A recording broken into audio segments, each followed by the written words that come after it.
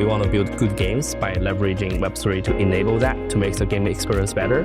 One is how you provide meaningful compensation and rewards to the people that can really bring value to your projects, to your ecosystem. If a game is good, it should not be constrained by which platform it's on and who are the publishers they are working with. As we call it interoperability. By comparing all of them, so far I think Gateway is the one that we saw the strongest commitment.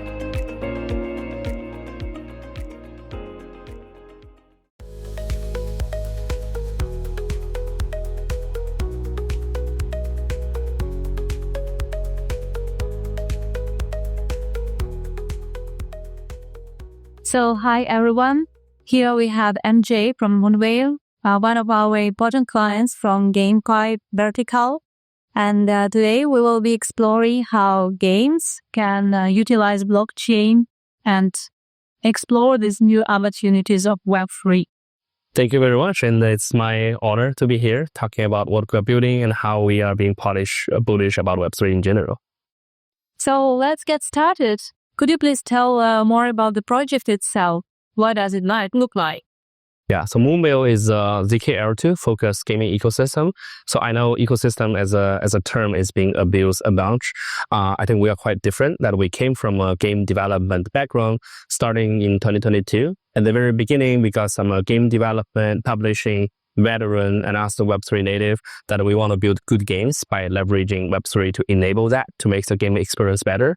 But along the way, although the game products dev went well, we figured that Web3 in general is still at its very early stage. So from publishing, launching, infrastructure, etc., we don't have that many good choices to enable the gamer experience to be better. So we were like, maybe we should take a more challenging route by taking the operation and also infra by ourselves. So right now, when we are saying that Moonveil is an ecosystem, we are trying to break that down into 3 parts.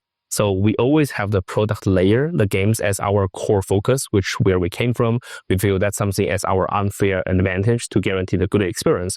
While in the same time, we're also trying to offer more of the externalization value to the industry by providing the operation layer. That's more like an aggregation of the user's identity, achievement, transaction, to make the users and the gamers figuring out who they are and what's the best way that they can contribute to the ecosystem and co-build with the ecosystem together, as well as the infrastructure layer. So we are working with Polygon very closely by leveraging the aggregation layer and CDK to build our own L2 as an infrastructure to further empower the gamer experience and also the holistic ecosystem experience. So what you're talking, sounds like more a platform for other gaming companies to come in and collaborate on the network you are building. It's not the network for a particular project. Am I right? That's correct. And we also want to highlight that from our side, we want to set up the benchmark of utility instead of starting from a platform as something out of nowhere. Because I think platform is a very tricky word, right? Is that the way that I see platform is, if you want to define a successful platform, you either have a large chunk of user base, or you have a lot of products that people will come over here, or you have cutting edge technology that you can beat anyone else in the market. I think right now in Web3, when it's relatively still early, there's no one that can really claim themselves as a really good, successful gaming platform today. So I think go back to your question is that we definitely want to make that as something that we can bring and offer to the other developers to come over. But we want to start from our own products to showcase this is the benchmark of how gameplay and game products could embrace Web3's feature and technology. So from there, for the developers, they could be building here as shallow as Web 2.5 by putting their assets on-chain, or as deep as fully on-chain to leveraging the on-chain data and logic to justify the transparency and fairness.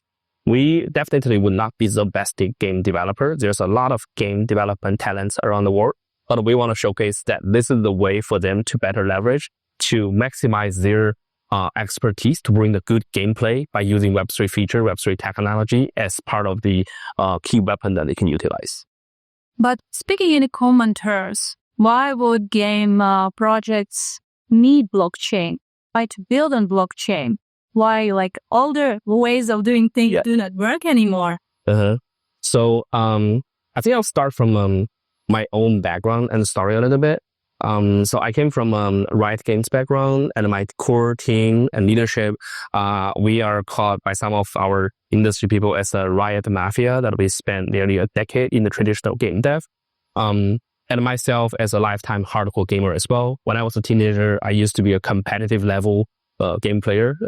Potentially, I would be able to fight against other people in the AKA esports area until I met someone that's really good, that basically crushed me, destroyed my dream. But I think along the way that we feel the traditional game dev and publishing will have significant natural change along the way. They won't be able to develop and publish the game in like what they are doing in the past. Because in general, I think the habit of the young generation has been significantly changed. I talk a lot about this in front of other people as well, that right now, I think for the core game users, for example, from age 18 to 34, they are the first generation in the human history that grew up with smartphone, internet, basically saturating all the information in their mindshare. So the nature that we saw is that their attention span has been really, really short, right? So they won't be able to learn the game, play the game like when I was a teenager, that I spent maybe a few hours learning the basic of how to play StarCraft or Warcraft and then play with my friends. If we can't get the young generation feel interested in a game, they will churn in like 15 to 30 minutes. So with that said, I think for the game developer and publisher, they can be developing the game or publishing the game like what they used to be, spending a couple of years in a small cube and then figuring out this is a game that we're going to ship and then see how that's going to be successful or failed. I think that requires the game developer, publisher to care more about what's the best way that I can embrace the community that can co-build with us and then iterate and change the game to make the game better. That also means that we need to compromise a profit margin from our side by embracing more early adopter, early contributor to provide constructive feedback, giving us the real ideas of what type of game they want, and then change the game and adjust the game all the way along until it's being launched. So getting back to your question is that I think Web3 is not changing the nature of the gameplay, but I think it's helping a lot on the acquisition and the retention by providing extra value from a much earlier stage, even before the game was in alpha or in beta, that they can embrace the right community, right contributor into the ecosystem by providing meaningful rewards in an on-chain way that's immutable, traceable, programmable, etc., to help the right people coming into the ecosystem and being our ally, being our long-term loyal component and community to help us to make the game better. So that's the holistic idea. So user acquisition and retention is what blockchain brings to game industry. Did I get it right? At this moment, I think some people are doing that right, but when Web3 is still in early stage, I think there's still a long way to go. I think the value that I saw from there, right, is that I think traditional gaming should still focus on the core gameplay, what's the best experience, but the retention and also the acquisition is going to be reflected on a couple of things, in my opinion. One is how you provide meaningful compensation and rewards to the people that can really bring value to your projects, to your ecosystem. That's not going to be constrained or controlled by a monopoly, right? So it's not only because I'm on Steam, then the PS5 users can't take that credit to that part. I think that's going to be chain agnostic, platform agnostic, that the user can bring that with them in their lifetime. That's a real compensation. And also the validation. Validation means that how I can showcase who I am in front of other people, that doesn't matter with which platform I used to be. So I use that experience as a competitive gamer back in the days. That's like I used to be as an esports player in StarCraft 1 20 years ago, but there's no way for me to show the evidence to anyone that I used to be that good, because it's just because the local publisher was no longer there, the deal was no longer there, data was no longer there. Thinking about what if the blockchain is a by default solution that I have my past achievement, traction, behavior being reflected over there that nobody can change. It's immutable, but it's also traceable. Then I can showcase to the developers that I want to let them know I used to be here. I could be your core community contributor if I can get meaningful identity on your ecosystem, and vice versa. For that part, I call that meritocracy approach. If I'm building a game, I try to embrace the people who used to be good, how I can find those people. If there's data on chain that I can get that by default, then I don't even have to get permission from the platform who used to run those community or run that player's games, etc. So that's what I call validation. And the third part, I call that legitimation, right? Is about the ownership of your assets, your transaction. In the end, the ownership itself doesn't mean anything, but the ownership will be able to make the utility more meaningful by letting people know that what achievement they have made and why that matters for their future experience, either to bring a better experience if they are going to another game, or accelerated progressing that they can enjoy the game better to make, in general, the acquisition much more meaningful and effective. As I see it, it's a way to unify different games, to allow them to have shared assets, shared history. Yep. So it makes different projects to collaborate with each other by means of blockchain. Yeah. Sounds reasonable? That's exactly what we aspire to make, right? So I do feel that games should not be an industrial procedure work. Instead, it's a creative work. If a game is good, it should not be constrained by which platform it's on and who are the publisher they are working with. If it's good, then users and gamers should be able to go to that game without navigating any obstacle. And vice versa, right? If I am a developer, I should be able to access the user without any obstacle as well. In the end, they choose my game because the game is good, not because the game is offering anything that putting any obstacle for them to block them to come away. That's what we call interoperability. In the end, I think all the games should be able to interact and have the interoperable operation with each other to drive the users to make their own choices regarding what's a good experience I want to enjoy. Yeah, it sounds very promising. If we have one platform and all the games are on this platform, so they can interact with each other. But do you really believe that we will have one unified platform, or will the market be fragmented with different platforms for like different clusters of games which are not like communicated with each other? I think that takes a long way, right? But I think gradually we are looking that to get closer and closer. That's part of the reason that we believe in Polygon's vision about the aggregation layer. And also there's other people saying the chain abstraction in the future, etc. Directionally, I think people are more and more actively exploring what's the best way to unify the liquidity, transactions, asset ownership together to make that as seamless as possible. In the end, I think for users, they should not even need to feel that, right? So what they need to feel is that what defines myself as a gamer, what achievement and traction that I have that I can leverage to showcase other people to define my lifetime gamer identity in the end. Okay, so you mentioned Polygon, you mentioned other networks. Let's go a little bit deeper into tech things. Could you please explain why you choose like building your own dedicated blockchain solution using your Rollup instead of like deploying on a public blockchain like Polygon itself or Arbitrum or other L2 that are on Ethereum? Yeah, there are two major reasons. Number one is that I think the infrastructure that we have, that basically we have the full control about where it's being built, but also we can give the full control to the community, is the best way to guarantee the end user experience by enabling them to have the seamless experience. So with that said, we would strongly prefer to build with the L1 or L2 ecosystem with good tractions and also good scalability and security potential to guarantee the end user's experience to be as good as possible. That's number one. The reason number two is that I think along the way that we gradually realize that maybe we should take more responsibility about how we make this industry better by thinking about what we can share from our, I will not say success, but our experience. Along the way, when we saw that our game dev has been doing well, we are learning a lot of lessons, making a lot of mistakes, but also having a lot of takeaway that how we can better help the users to understand who they are and contribute to the ecosystem by making, we call that operation layer, more as the aggregation of their identity. And along the way, when we have that type of user base, community engagement, I think one of the responsibility that we gradually realize, and also the value we can bring, we call it externalization value, how we can use those technology, solution, operation, and community and also products to make other developers' life a little bit easier when there are some much better game development talent, even way better than me, started to realize the fundamental value of Web3 as what I demonstrated, but they were like blind, who I should choose and what's the best way I can embrace Web3.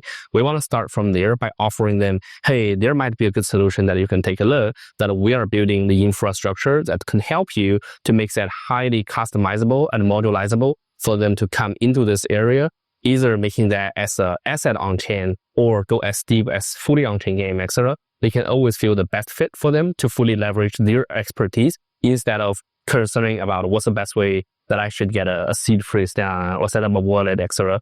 In the end, I think developers should focus on what they are good at, and that's a value that we gradually realize we will be able to bring to other people as well. So you mentioned you are closely connected to Polygon. Why Polygon? What is like key factors you take into account when you decide on which partner to stick with? Because the options are numerous. Yeah, there's a bunch of options there. And we actually spent a very long time to make selections and see who we should work with, etc. And for every single selection, there's always controversial, right? So there's always different ideas about it. It's good and bad. The way that we are looking at that is a couple of things. Number one is that we would strongly prefer a chain or L1 or ecosystem that has been there for a while, that has navigated all the challenges of scalability, security, etc. That at least we have some reliable evidence to showcase we're not going to be screwed by the basic things. That's number one. Number two is I hope that the strategy and the dream is big enough, right? That's the aggregation layer that make me feel excited. Is in the end, I think unified liquidity, unified behavior to ultimately anchor the behavior of user identity is a must-have as a chain abstraction direction as well. So I think that's where aggregation layer is leaning towards. There's a long way to go over there, and there's a lot of technology challenges. But if we are taking that challenges, potentially, I think we aspire to share the future of the unified liquidity together. That's literally resolving the pain of gamers and also developers, as what I just mentioned. That's number two. I think number three is that I understand there's a lot of other different opinions in the market, but along the way, we got a lot of support from Polygon's leadership and their team as well by supporting us, providing technology support, marketing support, strategic endorsement, etc. And recently in our node sales, Polygon anchored 2 million as an anchor investor to showcase their support into our ecosystem. So I think along the way, we feel that they highly resonated our approach by embodying their vision to be something that can put that as a real execution in the gaming sector at least. I think with that type of alignment, they saw us growing from zero to where we are today. And they are also pulling extra support to make our execution thriving over there. So I think that part also helped us to be more confident about the future as well. So with that said, I'm not sure there might be some other options out there with different pros and cons, but so far I think Polygon is the best fit for us to execute our strategy. Now, there are two main approaches for rollups, like optimistic approach and zkEVM approach. Could you comment on that? So what is your preferred option and why? Yeah, so we spent a bunch of times discussing about it.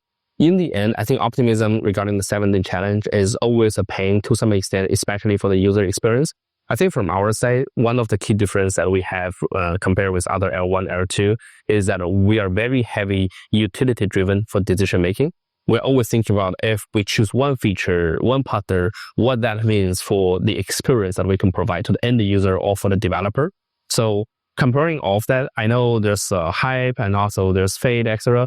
But I think the zk solution in general is providing a good way that has a good balance regarding effectiveness and efficiency. So it's not compromising too much about how I can justify that's legit, putting that on chain without extra delayed 7-day challenge period, while also in the same time guaranteeing that it's safe and scalable enough by, especially for the Rollup as a service, putting all the heavy lifting on the layer 2 side, but also putting the finality on Ethereum to guarantee its security and scalability.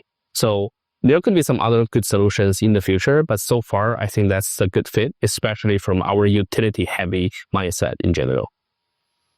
Okay, thank you for this answer. That was very, very important to hear this from gaming industry, because usually gamers prefer optimistic rollup. They said it's not that important to have this level of security. They prefer to have speed, to have less expensive transactions. But this is the real use case when a gaming industry is utilizing zk rollup. Yeah, it's the case. It works. Yeah, I guess speed could be guaranteed from the L2 side or the off-chain side. There's different ways to make that happen instead of only sticking to all the on-chain transactions happening on L1, which definitely will compromise a lot of user experience. In the end, I think it's about the balance of how we want to guarantee the user experience to be good enough versus the security and scalability to guarantee it's all come up together. The best way that we can make the balance is to make people feel nothing over there.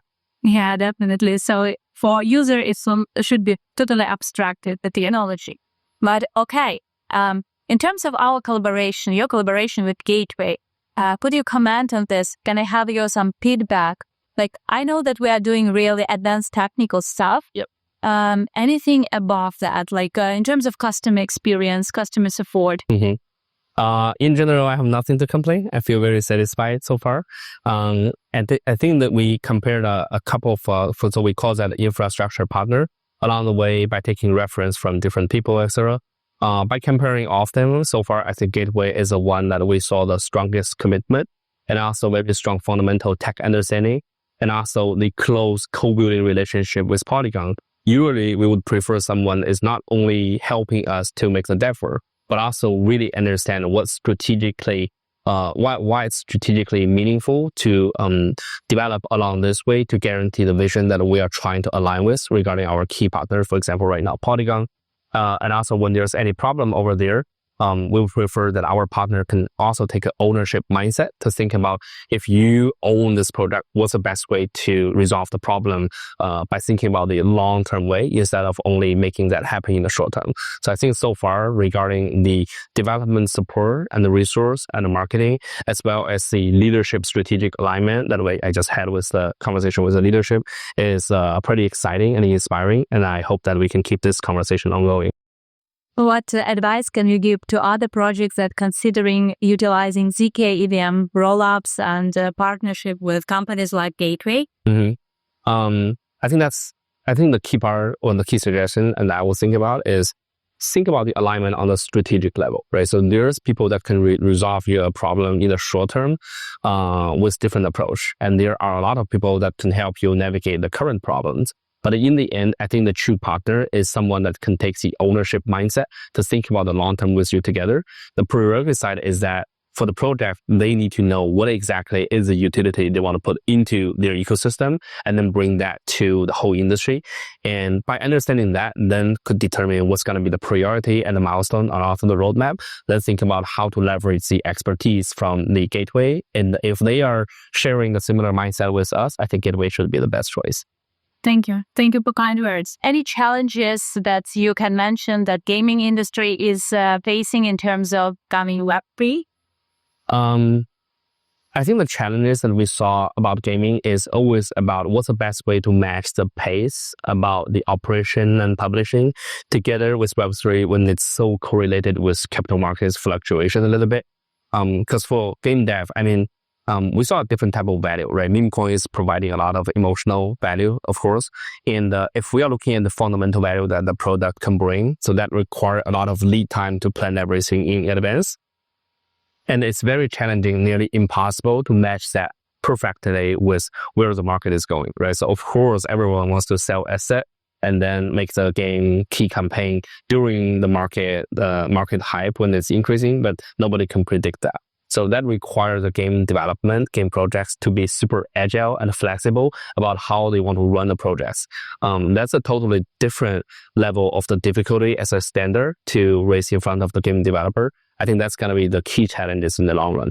In the short term, I think it's also correlated with the capital markets as well, that when everyone's super excited about GameFi, then you see everyone is trying to build games along the way and ship as soon as possible, which may necessarily be the good choices. And when the market is down, you still see a lot of good game developer coming into this area, but being dragged down only by the negative sentiment. So I think that's definitely the key challenges right now, which is also quite natural, right? So I came from a gaming background, but originally at the beginning of my career, I was an investment banker, understanding the capital markets, etc. I think it's very similar that when there's always a new narrative, new value being explored or just appear, the speculator that can take the alpha at the very beginning are always the early adopter. But along the way, when we are looking at the long term, those people can really build the true value, bring the true value in the industry, could finally thrive over there. So we saw gaming as the real utility being a very natural fit with Web3 in general, while still being able to empowered by Web3's technology and community to make that leveling up to the next standard. Okay, cool. And could you reveal a little bit of your future plans? I know that right now the platform is in a DevNet. Can we know the future plans about this? How you plan to promote yourself to attract users, developers, and go public? Yeah. Background, we've been building Moonveil for 2.5 years already. I think the key challenges that we had in the past 1 year is that we had a big dream, but the product layer, operation, infrastructure were more like in a granular status in the past 12 months. And finally, right now, we're putting them together to have the interoperability, at least among them, by utilizing the operation and the infra to enable the products to make that experience better. So I think that's the biggest achievement that I'm personally proud of.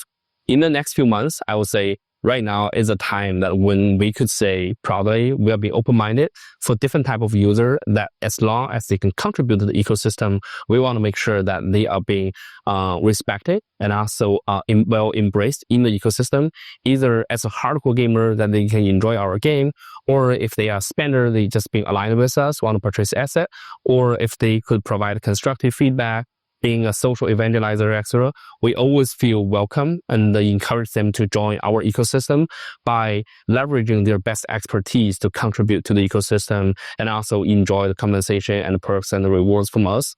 From execution and roadmap perspective, we will have more than 7 games, including 2 signature games called Astra Arc and Bushwhack A and B, together with a couple of mini games and 1 fully on-chain, getting ready to launch in the next 2 to 3 months, together with a testnet coming very, very soon, with the mainnet also along the way. So we hope that can bring the real utility to the users who are not only aligned with us, but also being able to enjoy our products together. Cool. That's really interesting. So that's it from my side. Is there any other information you would like to share with the community? Considering the current market condition, we identify ourselves as a meme coin. So it's called More, M-O-R-E. So come here and there's more waiting for you. Okay, that's it. Thank you very much, MJ. It was a pleasure talking to you. Likewise, pleasure talking to you. Thank you very much.